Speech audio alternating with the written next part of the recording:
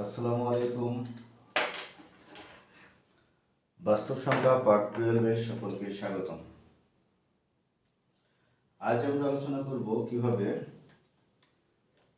একটি সংখ্যার ভাজক সংখ্যা নির্ণয় করতে হয়। ভাজক সংখ্যা বলতে আমরা বুঝি মূলত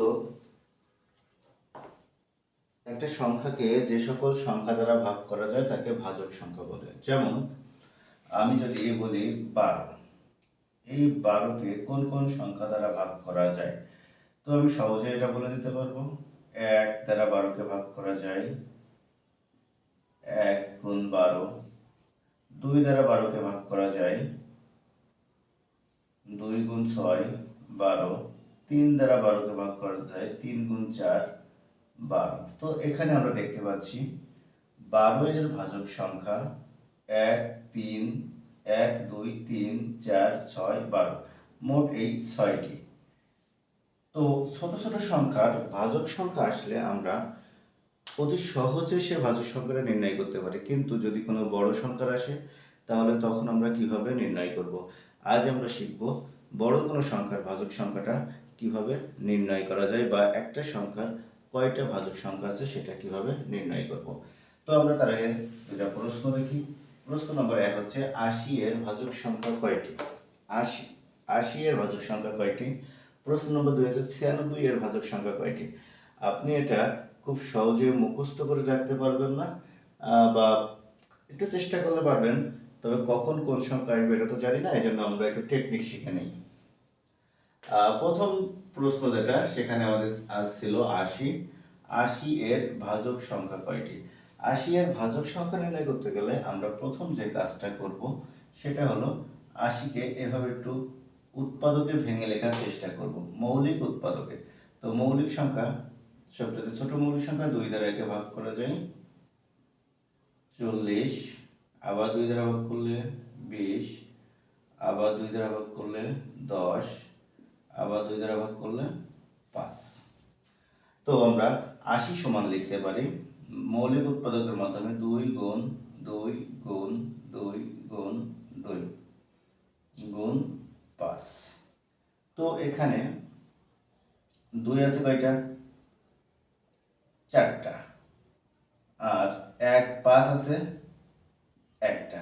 তার মানে এটা আমরা লিখতে পারি 2 to the power 4 into 5 to the power 1। তো 80 সমান এটা লেখা যায়। এখন আমরা ভাজক সংখ্যা নির্ণয় করব। ভাজক সংখ্যা, তো খেয়াল করবেন ভাজক সংখ্যাটা কিভাবে নির্ণয় করি। এখানে যে কয়টা 2 ছিল, পাওয়ারের কিন্তু সেই সংখ্যাটাই লেখা। তো পাওয়ারে যে সংখ্যাটা লেখা সেটা আমি লিখব দুটো ক্ষেত্রেই। এটা আমরা পাওয়ারে যে সংখ্যাটা লিখেছি সেটাও লিখব। প্রত্যেকটার সাথে নিয়মটা হচ্ছে প্রত্যেকটার সাথে 1 যোগ করব। তাহলে এই যে 4 এর সাথে 1 যোগ করলাম, 1 এর সাথেও 1 যোগ করলাম, যোগ করে গুণ করব। তাহলে এটা হচ্ছে 5 গুণ 2 সমান 10।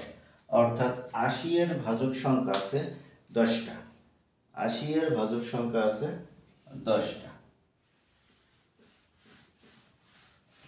এখন আমরা দেখব আসলে কি 80 এর ভাজক সংখ্যা 10টা।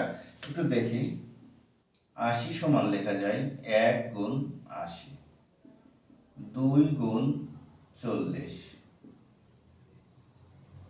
4 গুণ 20, 5 গুণ 16, 8 গুণ 10। আর কোনো সংখ্যা দ্বারা একে ভাগ করা যায় না, 80কে ভাগ করা যায় না। তাহলে আমরা একটু গুণে দেখি 1 2 3 4 5 6 7 8 9 10। এখানে 80 এর ভাজক সংখ্যা আছে মোট 10টি। এখানে আমরা প্রমাণ দেখে নিলাম, কিন্তু আমরা কৌশলে 80 এর কয়টা ভাজক সংখ্যা হয় সেটা নির্ণয় করে নিয়েছি। এখন আমরা দেখব 96 এর ভাজক সংখ্যা কয়টা। একইভাবে 96 এর ভাজক সংখ্যা কয়টা? তো 96কে আবার মৌলিক উৎপাদকে ভেঙে নেব। প্রথমে 2 দিলাম, তাহলে 48, 2 24, 2 12, 2 6, 2 3। তাহলে 96 একর লেখা যায়, 2 আছে 1 2 3 4 5টা, 2 গুণ 2 গুণ 2 গুণ 2 গুণ 3 4 5 গুণ 3। তো আমি এটাকে এবার লিখতে পারি, 2 আছে যেহেতু 5টা আর 3 আছে 1টা, তাহলে 2 এর পাওয়ার 5 গুণ 3 এর পাওয়ার 1। এখন ভাজক সংখ্যা সমান,